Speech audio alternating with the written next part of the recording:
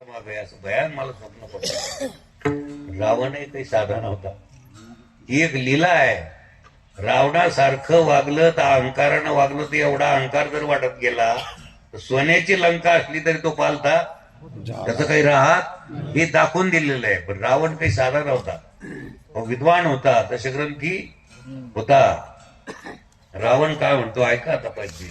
रावण म्हणतो तू म्हणतीस ते खरं आहे, 16ने खरं आहे, 100% खरं आहे. पण मी जर रामाला शरण गेलो तर कोणाचा उद्धार होईल? माझा एकट्याचाच होईल. आणि लंकेत जर राम आले सगळ्याचं दर्शन घडेल, लंकेतील सगळ्या लोकांचं. हा रावण आहे. डीप सब्जेक्ट मध्ये जर तुम्ही डीप मध्ये गेले, हा कोण आहे? हो, मंदू घरी मायालाही वाटलंय खरंच. मी जर तिकडे एकटा गेलो तर तुझं दर्शन होईल का? आपल्या आप्त इष्ट मित्राचं होईल का? लंकेतल्या लोकांचं दर्शन. आणि लंकेत जर राम आले तर सगळ्याचं काय होईल? हो. शेवट रावणाचं आणि रामाचं घनघोर युद्ध झालेलं आहे. त्यात रावण गतप्राण झालेले आहे. रामचंद्र भगवान की जय. रावणाचा अंत्यविधी केलेला आहे. आणि लक्ष्मण हळूच म्हणतो, प्रभो आपण इथंच राहू नका. एखादी गोष्ट जिंकली समजा तुम्ही, ती कोणाची असते? बोलत जा जोरानं. आपलीच असते ना. लंका कोणा जिंकली? कोणाची? आता लक्ष्मण भाऊ म्हणतो आपण इथंच राहू. मोठ्या भावाला लक्ष्मण भाऊ म्हणतो आपण. ते मोठा भाऊ काय असा रामा क्लेवर द्यान गोविंदा आहे काय? सापेक्षित मोठा आहे काय? निरपेक्ष मोठा आहे. हे मोठे वेगळे आहेत, हे सापेक्षित. रामा क्लेवर द्यान गोविंदा म्हणजे त्याच्या सापेक्ष. निरपेक्ष. निरपेक्षम ही समम ब्रह्म. कसे आहे ते? हो, राम आहे. रामराय काय म्हणतात ऐका. लक्ष्मणा, अरे त्याचा वारस आहे. विभीषण कोण आहे? त्याचा भाऊ आहे. त्याला गादीवर बस. आपली ही लंका नाही. ही लंका आपली नाही. एखाद्या गावात एखाद्या ब्राह्मणाचं शेत असलं आणि तो एखाद्या तांबोळ्याला विकून गेला, तांबोळ्यानं आणखीन एखाद्या देशमुखाला विकलं, कोणाला जरी विकलं तर लोक काय म्हणतात? ते बामणाचं शेत. कोणाचं शेत? बामणाचं शेत. तो गेला, बऱ्याच पिढ्या त्याच्या तिकडे गात घरी इकडे आल्या नाही. कोणाचं शेत? हा, मारवाड्याचं. मारवाडी विकून गेला तरी कोणाचं शेत? तांबोळ्याचं शेत. त्याला असंच म्हणतात. असेच पद्धत आहे ना. तर आजही समजा भोगळं पोरग का असं लंका कोणाची म्हणून, मग आपली कशाला रे? आपल्याला कशाला? आपली मायभूमी आपल्याला जननी जन्मभूमीश्च स्वर्गादपि गरीयसी. आपली माय कशी असो, आपल्याला ती कोण आहे? पवित्र आहे. ती आपली देवी आहे. सगळ्या देवीची देवी आहे आपली आई. आपला बाप जगाच्या दृष्टीनं कुरूप जरी असला तर तो आपल्याला कोण आहे? पांडुरंग आहे. ही रुक्मिणी माता आहे. जग काही म्हणो पण आपला बाप आपल्याला पूजनीय आहे. आपली आई आपल्याला वंदनीय आहे. आपली जन्मभूमी अयोध्या. अयोध्या एकेकाळी देशाची राजधानी होती सर. नंतर कालोखामध्ये आक्रमण होत गेले. असंख्य लोक मारले. आमच्या डोळ्यात एका नराधमानं निष्पाप निष्कलंक कारसेवक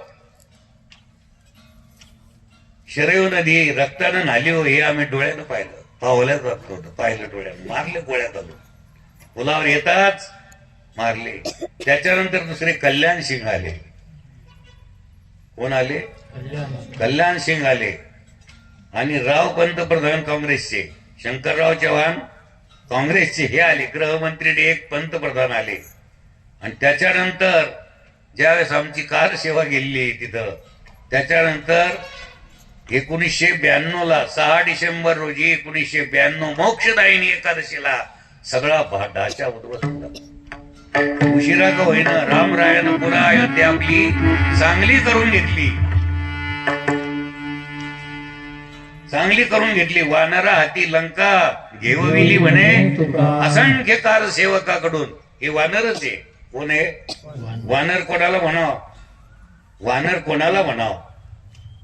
जे आई वडिलांची सेवा करतात, जे सत्याला धरून आहे ते वा. तिथं स्वल्प विराम वा. वा रे वा वा नर. ती वानर आहे. त्यांना जन्म देणारी आई वानारी अंजनी सुता.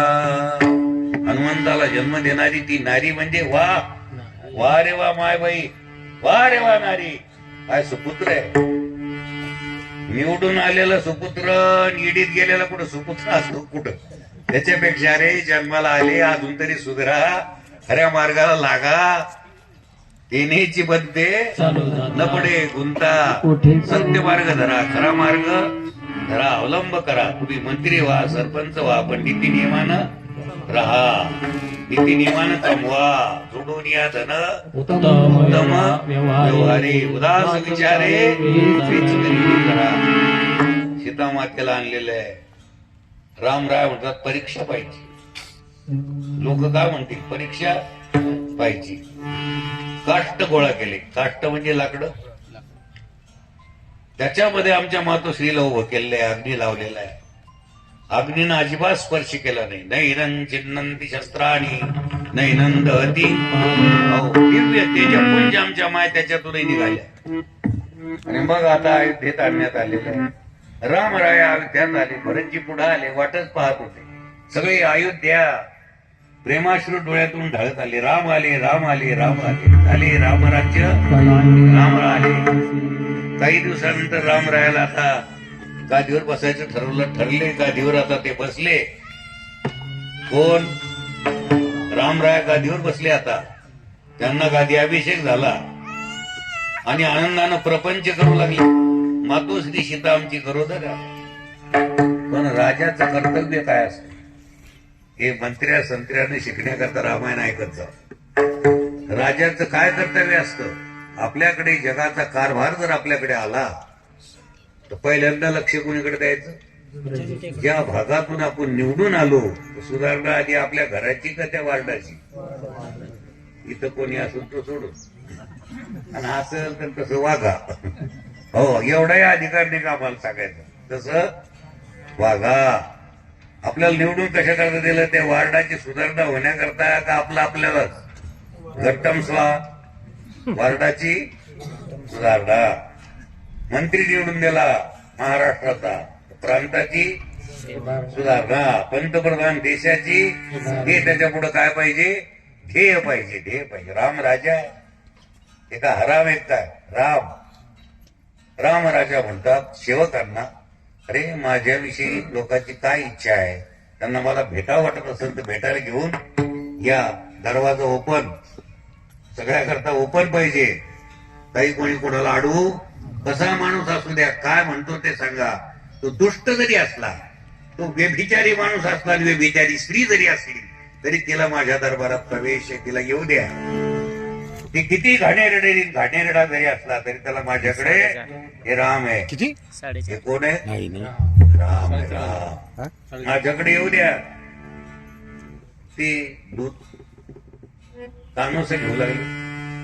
काही कुचरवट्यावर बसलेली लोक पिंडे पिंडे जसे घडले तसे आपले गप्पा आणू लागले. बसले आपले. तुम्हाला कळलं का? सीता आली म्हणते, रावण आली, रामानं आली, रावणाच्या तडाख्यात. हो कळलं. काही लाज आहे का त्या गोष्टीत? आणि काय झालं? त्या रावणाच्या दरबारात ते असताना कशाला बोलावं आईविषयी आपण वाईट? ते काही बोलायला लागले. मूर्ख आईविषयी वाईट बोलायला लागले. अद्वा जी बोकार सोडली मूर्खायनं, काही बोलायला लागले. हे ऐकलं ते दुतायला वाईट वाटलं. आणखीन पुढे चालले.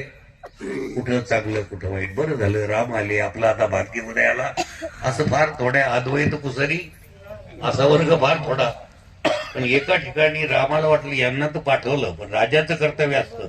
त्यानं नुसतं बांधावर बसून किंवा गावातून पंचनामे करायचे नसते. त्यानं तिथं जायचं असतं. हे अधिकाऱ्याने लक्षात घ्यायला पाहिजे. खरी हकीकत काय आहे त्यानं शोधून काढायला पाहिजे. रामराय स्वतः फिरायला दगडी. एका ठिकाणी दोघं पती पत्नी भांडणं चाललं. त्यांचं ऐकायला आलं का? तो पती म्हणतो माझ्या घरात पाऊल टाकायचं नाही. ती माहेरावून आली होती, महिना 2 महिने राहिली होती बिचारी. मी काय राम लागलो का? पाहत्या काय बोलतील माणसं. ज्याला बायको पोसायची अक्कल नाही, ज्याला तोंड कसं धुवावं हे कळत नाही, तो म्हणतो काही कळत नाही त्या राष्ट्रपतीला आणि पंतप्रधानाला. आता याला संसार कळत नाही, घरी शिवाय दिल्या म्हणून इथं बोबलत आलं, इथं तरी पंक्तीत भेटत म्हणून आलं. असे काही की सप्त्यात येणारे लोक आणि ते सरकारला शिवाय देतात. अरे आधी आपलंच पहा, आपलं धुवायचं सोडून दुसऱ्याच काय करते, धुत बसते. प्रत्येकानं आपलं धुवायचं शिका, आपुली आपण. अरे आपले गुणदोष जर तुम्ही निहाळले ना तर आनंद प्राप्त व्हायला वेळ लागणार. दुसऱ्याचे गुणदोष पाहू नका, इतराचे काही गुणदोष म्हणा, दुसऱ्याचे गुणदोष ऐकू नका, वाणीनं उच्चारूही कोणाची निंदा करू नका. निंदा मत करणार किसकी सच्ची बात कबीरची. काय त्याच्यात काही फल आहे का तुम्हाला, त्याच्यात काय अर्थ आहे? रामानं स्वतः ऐकलं, मी काय राम लागलो का? रामरायानं आमच्या सकाळीच लक्ष्मणाला बोलावलं. लक्ष्मणाला एक करतो, आता सीतेचं स्नान वगैरे झालं असेल ना, तिला सांगू नको तू, पण एक गोष्ट कर की ती आता गरोदर आहे, तिला डोहाळे होत असतील, ती गंगेचं स्नान करावं, ऋषी मुनीचं दर्शन घ्यावं, ऋषी पत्न्यांना काही आहेर देव समर्पित करावं, देवाचं दर्शन घ्यावं. अशा बहाण्यानं तू तिला आता घेऊन जा आणि आश्रमात कुठेतरी बाजूला सोडून दे अरण्यात. डोळ्यातून पाणी आलं लक्ष्मणजीच्या, म्हणे सगळं सांगा आपण, हे अवघड काम, किती संकट सहन करावं बिचारीनं. ती का काय एखाद्या चपराशाची मुलगी का आजी माजी मंत्र्याची मुलगी? अरे अखंड राजाची मुलगी आहे, विदेही राजाची मुलगी आहे, जगाची आई आहे. तिनं किती सहन करावं? आता काही मर्यादा आहे का ते? किती परीक्षा घेतात तिची? मी नाही जाणार. हळूच रामराया म्हणतात. आता तू माझी आज्ञा पालन करतो का मी तुझी करू? खरं कशी भूमिका आहे आपली? म्हणजे माझं आहे, मग तुला सांगितलं तेवढं त्या अवतारात करणं भाग पडलं ना आता. आणि जड अंतःकरणानं रथ आणला, मातोश्री सीतेला बसवलं आणि वाल्मिक ऋषीच्या आश्रमासमोर आणून सोडून दिलं. परत आला. भर दुपारचा टाइम, कडक ऊन आहे. तशामध्ये सीतामाता रोदन करू लागली, हाय रे दैवा. आपल्याला ऐकताना बरं वाटतं, काय त्या मातेची हाल असते, किती त्रास असेल तिला. हाय रे दैवा, हे किती शोषण करू मी आता. इतक्यात एक वाघ आणि एक शिव, एक गाय आणि एक वाघ, गायन वाघ, एक गाय एक वाघ मिळून दोन का एकच? गणितानं कसं आहे? गणितानं. आणि त्यांच्या स्वभावानं गायीला ठेवेल का वाघ? व्याघ्रामुखी गाय. मूर्ख लोकांना साधूची किंमत कळते का? त्याच्याकरता उदाहरण असं दिलं, साधू म्हणजे काय हे मूर्ख लोकांना कळत नाही. आणि जर भेटलंच तर व्याघ्रामुखी गाय सापडली. त्या वाघाच्या तडाख्यात जशी गाय सापडावं तसे दुष्ट लोक साधूची विटंबना करते, त्यांना कळत. असं उदाहरण दिलंय. मग गायन वाघ एक का दोन?